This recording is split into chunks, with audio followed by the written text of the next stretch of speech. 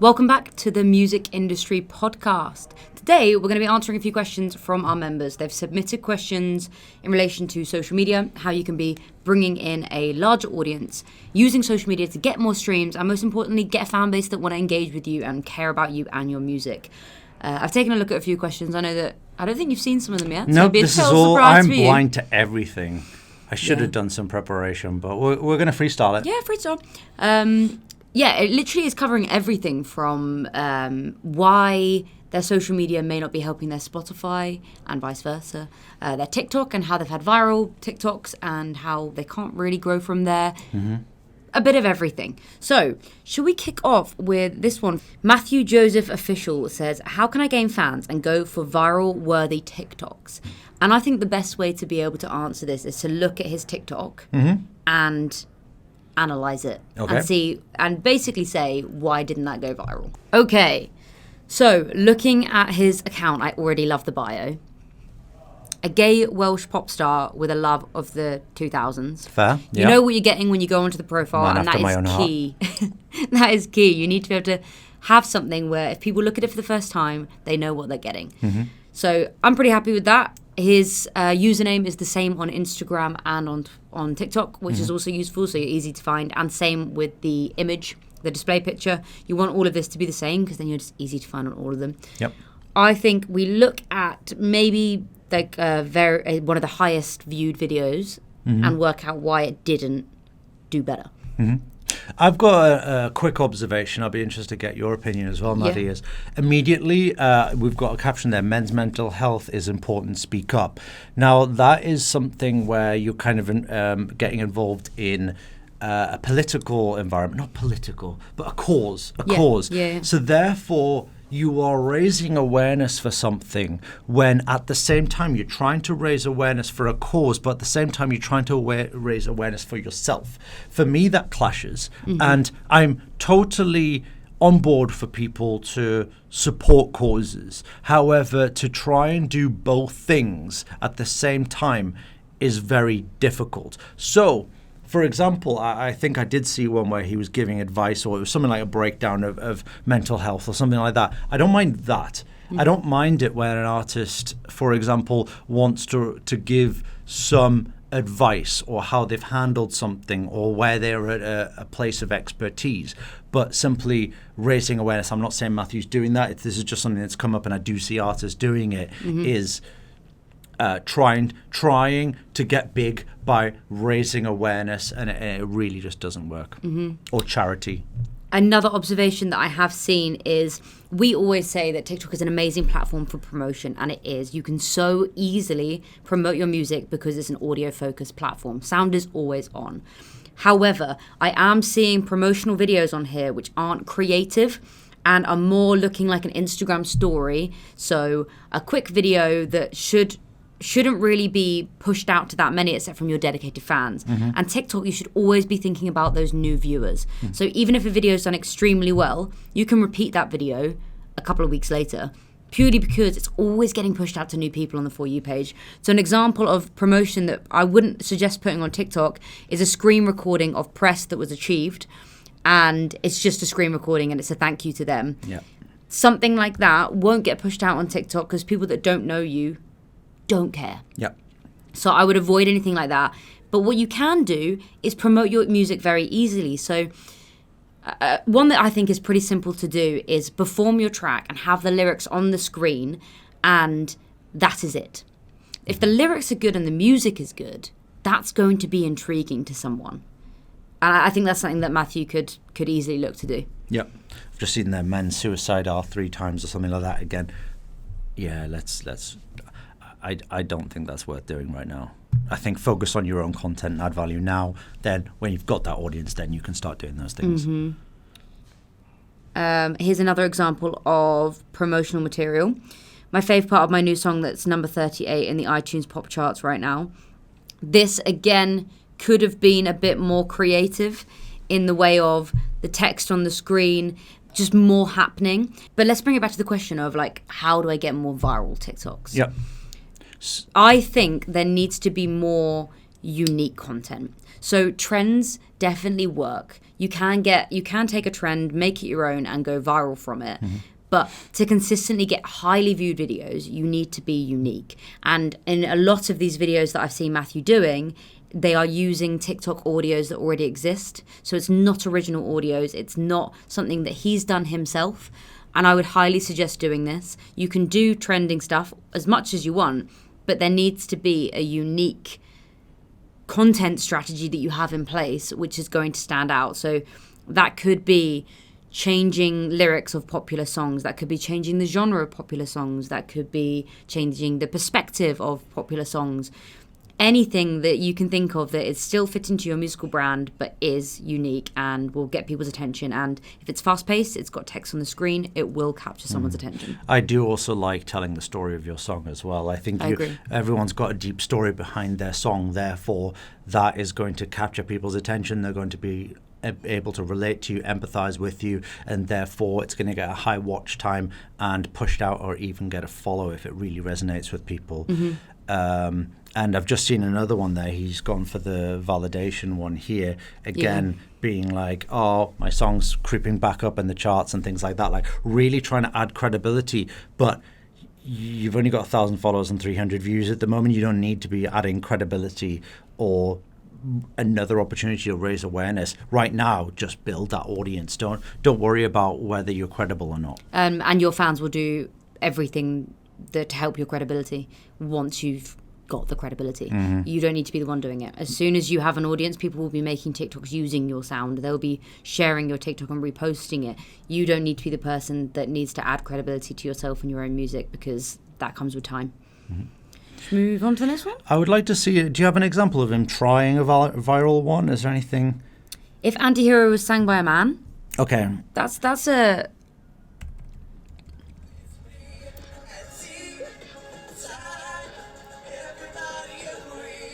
Okay, so I've immediately got some points on that one.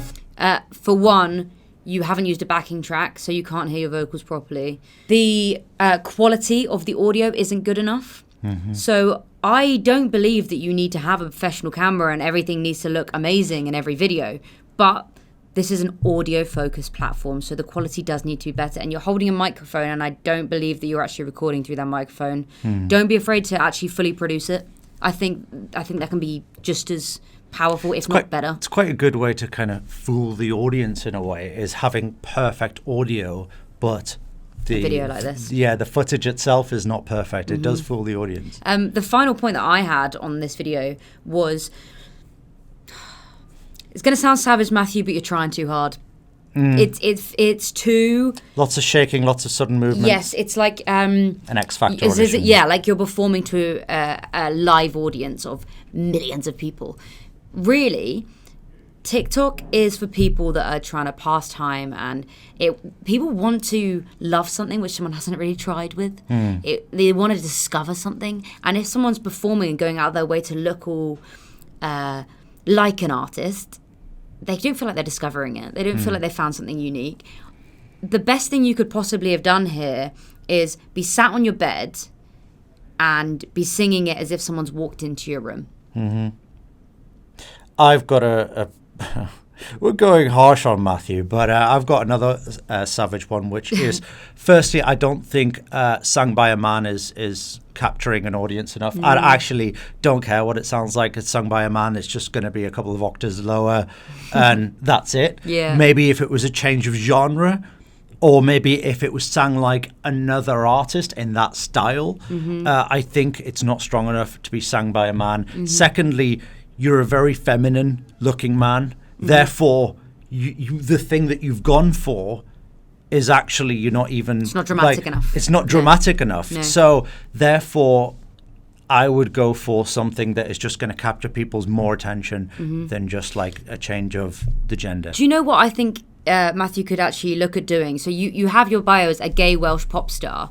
So you are comfortable in your sexuality, you're comfortable with where you're from, you're not trying to hide any of this, so go with that and go heavy with it. So you could do something like singing X from a gay Welsh man's perspective, and you change the lyrics and it's fitting to a gay guy, and you maybe make some jokes about being from Wales, that is so unique, but also so on brand. And you get to truly be yourself, truly be authentic, and you can make humor of things.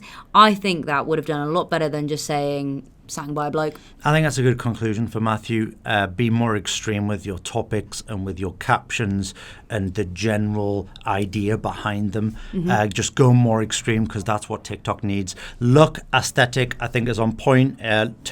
Clearly you've got personality. Clearly you've got a bit about you.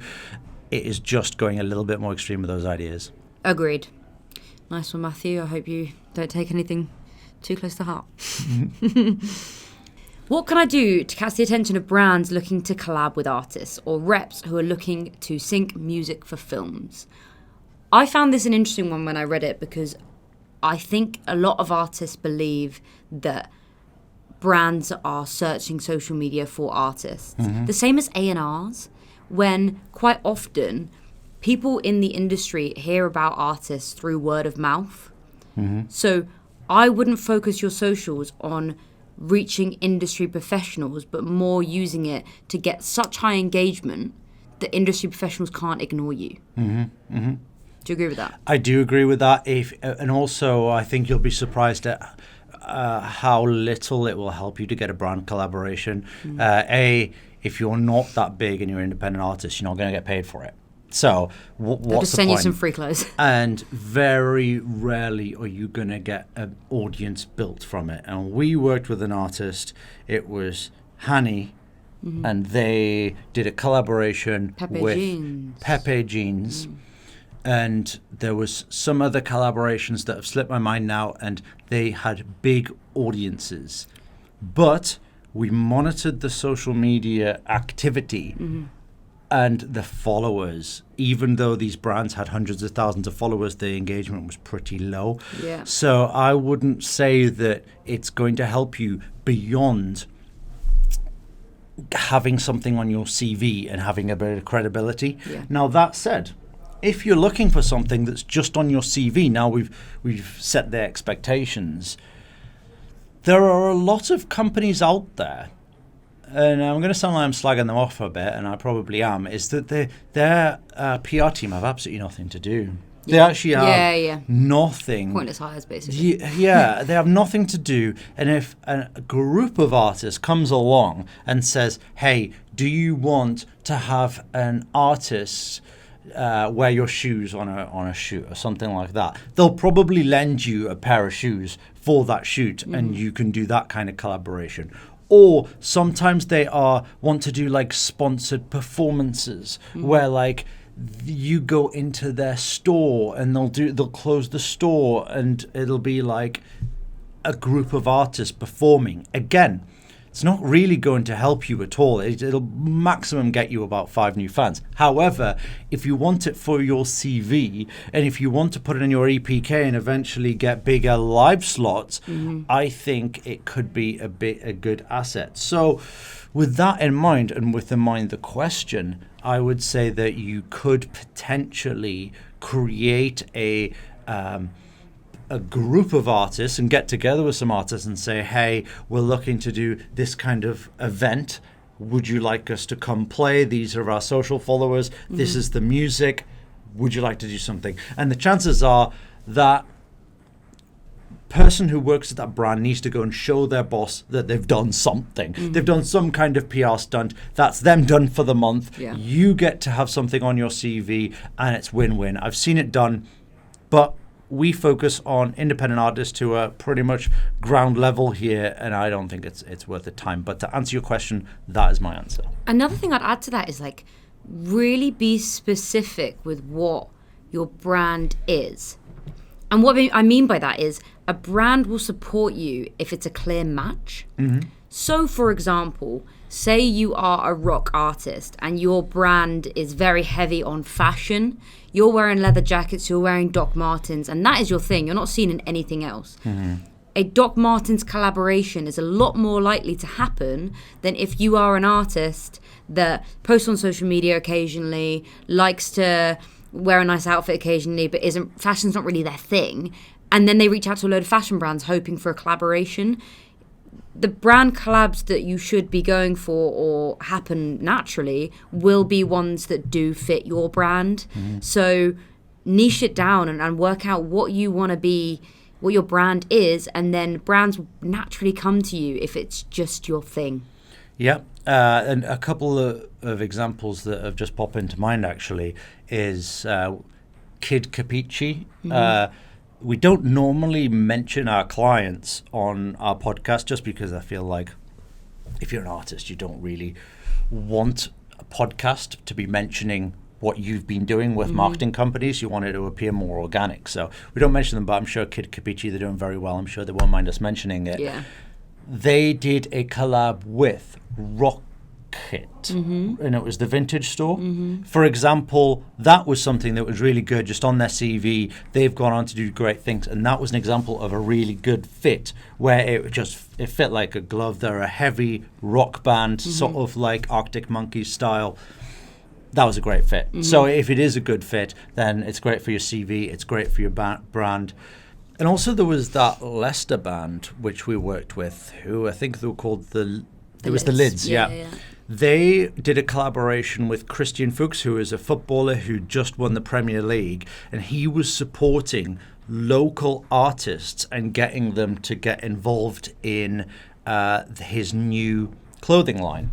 And that was a great fit as well. It was a great opportunity, and therefore we said full steam ahead. We think that's great. We then used it as a press opportunity. So again, that's how it comes. Great example of how it can help you. Yeah, it comes hand in hand, and it just gets the ball rolling, and it gives you that credibility. I think collaborations, like you said, are a great thing for your CV, and by that, just shove it in your EPK. And we've got a full EPK template on our membership where it's the easiest thing to follow. You can just drag and drop and ensure that you've got an EPK that's good enough to send to management, booking agents, brands, all these things. And it's just to show yourself off a bit, isn't it? Yeah. Unfortunately, you need one. It's a bit of a lame thing the industry asks for, but you need one. So the better it looks, the better the opportunities. Indeed. Next question is from Really Karsic. And this question is... I think I have an issue I'm having is that when I occasionally have a viral moment on TikTok, I struggle converting that to other platforms like Spotify. I also have a hard time promoting my originals successfully on TikTok. It seems that the covers always outperform the originals. How can I improve upon what I have present on my accounts so far? Firstly, watch the podcast that we put live with Chloe Adams. She did it very, very well. Should we break it down? So should we first cover the I have viral songs, I have viral moments on TikTok. How do I pull people across to other platforms? Have you seen those viral moments? I have not. Should we have a look? Yeah. Okay, so 29.6k followers, pretty good. 1.3 million likes, so he probably has had a few viral videos. Great start, lots of potential there. Yep, I really am a big fan of the bio again. Music to cry to, you know what you're getting from it. 500,000 over there on the right. Should we go with this one? If Cigarettes After Sex did About You by the 1975, great idea. You've completely taken something that we've said in our podcast. I'm not sure if you got this from our podcast, but also, take a genre and then... what we said for Matthew, the genre. Yeah. The genre swap. And again, not lyrics try on hard. screen. Not try hard. There's no kind of like... It's just as if you've walked in and he's just on his bedroom just playing around with the song. Love the dog in the background. Yeah, it's that so just not try adds hard. something because you can't. How many takes can you do with the dog in the background? Not many. So I like that. It's very authentic. It looks like it was a first take. Clothes are very kind of like just relaxed. It's perfect. I do believe, and you can correct me if I'm wrong in the comments or in a DM, I do believe that you've set this up quite well. I mean, look at the top. There's like a flower perfectly in shot. The way you're sat, the way you look, everything looks so perfectly not try hard that surely it's got to have been Authentic. Created. Yeah. But I think it works perfectly. The lyrics, everything, and this is why it's done so well. So nice one for that. Linking it back to your how do I drag people off of TikTok, you have something in your comments which is so perfect. Someone has said, give me this on Spotify right now, please, I'm begging. And you said, oh, that's so tempting. Now, take this to the studio. make this song an official release. Yep. Release it on Spotify. Then you're going to reply to that comment with a TikTok saying, thank you so much, Mads. I took your advice and I actually released it. Perform the song in exactly the same manner you have here. Mm-hmm. You've got hundreds of thousands of streams. You mean you hit reply and it quotes you in the video, Yeah, for those who don't know, you can reply to a comment by posting a TikTok. And the comment will be on the screen, and you can respond to it. And TikTok always rewards you if you are using the features that they have. So I definitely recommend that. So that's a great way you can go about it. Engage with the comments and actually look like that you've done something because of a comment. And you may not have, but you can easily do that. And it will look a lot more like you've done stuff for your fans and you're engaging with them and you see them as real people. And you've started to make Spotify part of your content as well. As right now, it is not part of your content. However, if you do Maddie's idea, then it is going to be part of your content. Therefore, they go listen to that track and listen to your other tracks as well. Mm-hmm. I think that's one of the strongest ways you can do it. And besides that, I think you're doing a great job. You've got a really good aesthetic. It's quite consistent. I can see what your brand is without even clicking on any of the videos, really. So I think you've done a great job and you can continue on this. Like we said, try and reply to the comments. Get your Spotify more on your profile. So I'm not saying screen record stuff or screenshot your Spotify and put it on TikTok. That doesn't work. But be comfortable putting in the comments, this is out on Spotify, and replying to comments saying that, and releasing the covers as official songs. I know a lot of artists aren't always comfortable doing this, but you're clearly engaging a lot of people with this music. So if that can bring more people to your original music, there's no harm done. Do you know what I also like about this guy is that clearly there's some failures gone on there as well, and he just keeps on going. Hasn't deleted them, yeah. Hasn't deleted them, owns them. It's like, that got 700 views. That got 700 views and got 500,000 views. Like, you figure it out, you learn, you see what works, you keep on going. It's not like YouTube where it's going to kill your algorithm. Some doesn't work, some does work, and he just owns the ones that do work. That is exactly what you should be doing on TikTok. Yeah, and linking to your other point where you said more people are listening to my covers than my originals. Obviously, they don't know you. They know the 1975. They know Cage the Elephant. They know these artists because they are very, very established and have been for years. You're Lawrence. They've seen you on TikTok and they really like your stuff, but they don't know you yet. So don't be offended at the fact that your covers are performing better. Use that to your advantage. Post these covers as often as you can, and by the time you're at 500,000, 1 million followers, when you do post covers, those numbers that were lower, when you posted the original, the numbers that were lower will be significantly higher. And although they may be lower than your covers, it's still massive numbers that a lot of artists would dream of having. All right, so next question from the Sultan Music. Did I say that right? Sultan. No. The Sultan. Very dramatic. I have original music that I haven't released due to not having a big enough audience. What can I do to grow an audience in social media as an artist? And when would I know I'm ready to release my original music on Spotify? What are you waiting for? Like, how are you going to grow an audience without a product? And there's no real answer to this one. It's very old school thinking. It's like, how long's a piece of string, you know? That you need a big release. And like, releasing's a big thing. It's not. It's no different now to us clicking upload on this video onto YouTube. Now, you can, like Lizzo's About Damn Time was from 2017 release. It doesn't matter. Anything can pick up at any time. So the work you are doing is not just for your latest releases, but your back catalogue as well. So just upload it, let it get less than 1,000 streams, and just build and build and build from there. And you will eventually get streams trickling down onto all the tracks, but you just got to start somewhere. The only thing I would suggest doing before you are releasing music is understand your brand and the audience you want your music to go out to first. So that doesn't mean having tons of social media content. It just means knowing your artist name, knowing the genre that you're going to be releasing for a fair amount of time before you explore, knowing who you want to reach with that music, and knowing what your overall aesthetic is. Once you've got that, you can release immediately. It doesn't matter what's on your social media, because everyone believes that debut release is going to reach hundreds of millions of people, when realistically it's probably going to reach 100, if that. So don't get hung up on the numbers and instead get your music out, use that to promote. In the meantime, you're on social media, you're creating TikTok content, you're finding your feet and you're finding what your brand is, and everything will come together in time. Just be patient with it as well. This guy here above, he wants us to look at his artist brand. Should we have a quick look at it before we finish? Okay. Instagram or TikTok? Should we do Instagram? Instagram, yeah. We've done a TikTok on this episode. And also, I feel that branding more than ever now, if you want to... you can put your content on... Oh, sorry, it's a girl. Oh, it's a lady. It's a girl.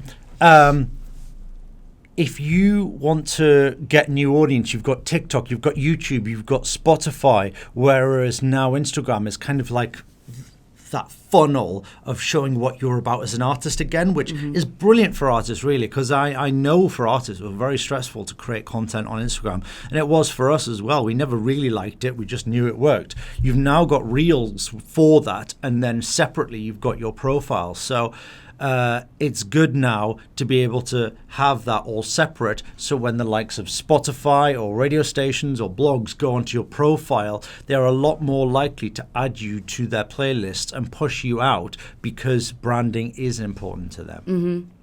So Katie is her name. Yeah. She luckily put it in her bio on how to pronounce it. I like that in the bio. Me too. Yeah. I also like that the music's in there, and there is a small plug, but the rest of the bio is about you and what you're like and what you want to give from your social media. What was the question in full? Just analysis. Oh, go on then. I'd be interested to know your honest perception of my artist brand. I'm still trying to improve how to consistently share my narrative online. I'm looking to build better engagement and create more short form content. Okay, so you've got to find out the narrative then. Okay. That's the challenge, because if she wants to share her narrative, what's the narrative? Yeah. Also, Katie, comment on this video or DM us on Instagram if we got it right, and if we didn't, explain what it is, because I'd be very intrigued. Okay, so it should be in the captions then. Oh, it's a long one. So if you're going to go for a long caption, you've got to have that first line to grip people. So what's the first line? You've heard and learned short, sweet, and silver blood, but there's more. Okay, so this is for the existing audience. Which I think is realistic, because people that aren't an existing audience aren't going to buy tickets to a show of someone they do not know. So I like that. I did have a quick scan, and it's very much how you're excited and very passionate about what you do, and so the idea of bringing that to your fans in person is amazing. And I really like the last line.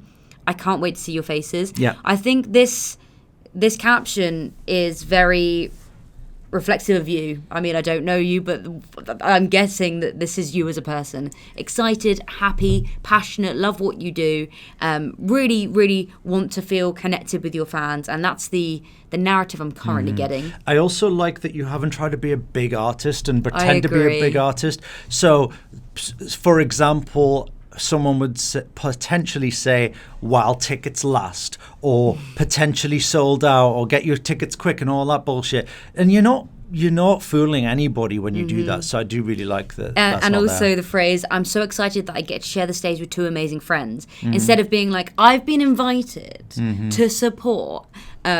I think staying humble and being realistic and authentic gets you so much further in these early stages, because the numbers don't lie and the people in the room don't lie. So if there's 10 people there and you've gone about being like, only 2 tickets left for a 500 capacity venue, you're going to look like a tit. And it's also it's not likable. No one wants to be fans of an artist that is a tit. No, you've got to accept that you're an emerging artist, and therefore people are going to treat you like an emerging artist, and therefore that's absolutely fine. So the next video is looks like it's from a music video, and the lyrics are coming up on the screen. Point of view: when you're in pain, it's easy to shut out the people that care the most about you. That hasn't hit me. No, and it's also a loop. So it's just a promo video, which this works for a story maybe with a swipe up, but for a feed post, this isn't engaging enough. And for a reel, reels need to be, this is what, 3 seconds? You need to have it at least 8 at least. I think also you tried too hard to make that a meme, and it probably wasn't meme worthy. So I would drop the POV thing. Yeah. It only works if it's humor, I'd say, for the POV thing, really. It works a bit better if you drop that and just say when you're paying. It's easy, and people are like, oh right, yeah, I get that. These are all pinned, by the way, these posts. I see. Here we go. Another long caption. So this is a picture of Katie. And the caption seems to be where she's talking about anxiety, and talking about when she performs live. I really like this. It's vulnerable. It's real.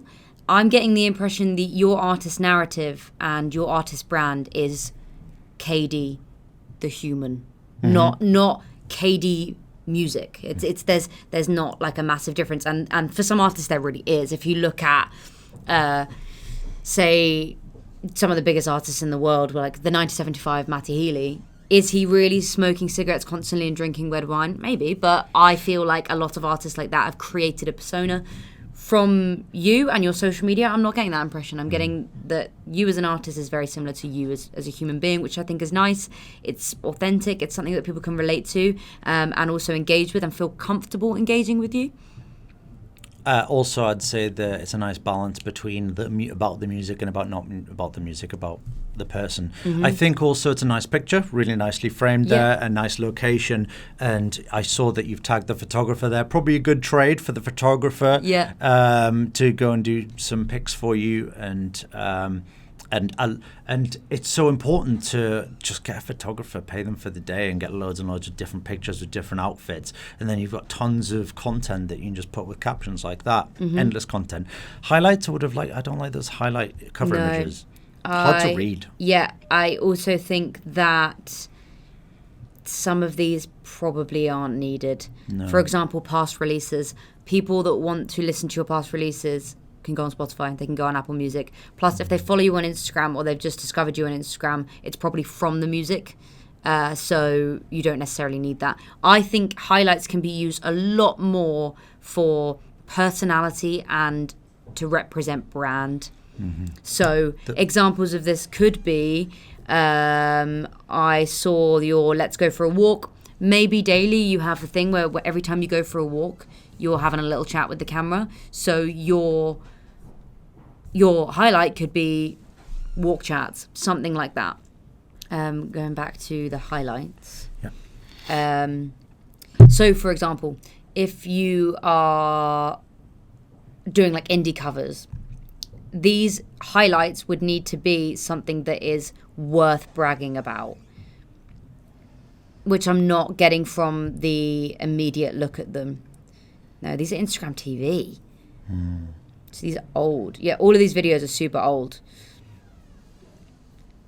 I wouldn't use a highlight for things that are already on the feed or already on your reels, because it's a waste of the space when people can discover it elsewhere. I think those titles are just very kind of boring.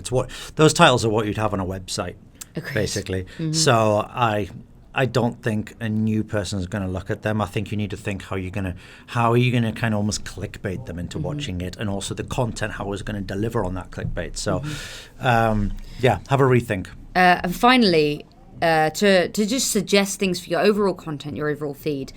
This image here for me is the strongest, and the caption is the strongest. And for those that are listening, this is the image that's nicely framed with the caption talking about anxiety performing live. It shows personality. It's very aesthetically pleasing. So even if someone didn't read the caption, they may like it. They may engage with it. And it, I think, is fitting to your artist brand by looking at your display picture. Again, if you look at this image in the middle, nice picture, big caption, and it's got engagement. I think you need to think about the aesthetic a little bit more, which has changed over time. That's a lot more recently. But the feed is for aesthetically pleasing pictures, shows personality, can have long captions to engage people. Reels and stories where you can be a little bit more raw. Anything on Reels? Plenty, because she posts it onto her feed as well. Okay. Yeah. So the latest Reels, the best performing one. So we got 3,000 views. Cooking some jerk chicken. I like this. This is personality. I'm surprised it got 3,000 views. I haven't watched the full video. However, it's good for your sort of semi-existing audience, if that makes sense. The ones that are following you, or have maybe watched your content before and just have like a little bit more. I wouldn't expect you to get, huge amounts of new followers from that. However, I'm not against that. If that's your brand, that's who you are. I still think that you can make this more music focused. Oh, I don't doubt she's got her own music in the background. Right? Yeah. I mean, it says original audio. Yeah, I reckon so. It will be. Yeah. But more so, cook and sing with me. That could be a trend. If you really enjoy cooking, make that your brand and have that as the theme. There's a TikToker who purely only sings when she's making her iced coffee in the morning, and that is her brand. And she's done collaborations with coffee brands. She's got millions of followers. And that's something where you can link a love for something and something that represents your personality and your brand with the music. And I think that could be something that's good for you if you really enjoy cooking. I'd say also work a little bit more on the aesthetic and the editing of the video. I think like the camera lens has streaks on there, which is a bit awkward for the lighting. The lighting's behind you. See, that's a nice shot. Yeah, much better shot. And I'd say a bit more text, maybe a voiceover, something like that of maybe the recipe. Then I would send that out to lots of cooking Instagrams saying, hey, want to share this? I made this. Let me know. No pressure. Got your song in the background. If these food Instagram accounts have like hundreds of thousands of followers, there's thousands of people listening to your music who will know what the track is, potentially new fans. Yeah. But I think you're doing a good job. I think there's plenty of potential there. And you just keep at it and take on the suggestions that we mentioned, and hopefully it continues to grow. I think that's a great place to end it. Yep. Thank you to all our members for submitting their social media accounts and for their questions. If you would like to join our membership, there'll be a link below. And if you're listening on a podcast, we'll also link it. And if you haven't subscribed to the YouTube channel yet, make sure to subscribe, and we'll see you in the next one.